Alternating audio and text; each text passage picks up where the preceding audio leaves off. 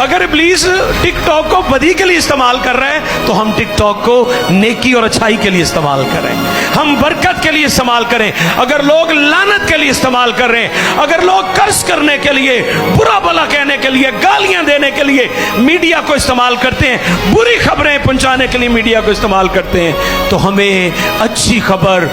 Good news, खुशखबरी सुनाने के लिए इन चीजों को इस्तेमाल करना चाहिए। और नवाज का एक भतीजा है, खुदा उसे बरकत दे, वो आजकल वो टिकटॉक बनाता है, मेरी आवाज़ लेता है, म्यूज़िक लगाता है, और मुझे बहुत सारे लोगों ने दुनिया भर से मुझे मैसेजेस किए हैं कि सर हम देखते हैं कि हर व्हाट्सएप पर वो वही स्टेटस लगा होता है। तो आई वॉज वेरी ब्लेस्ड, मुझे बड़ी बरकत मिली और मैं इस बच्चे के लिए दुआ करूँ। है जो वादा मेरी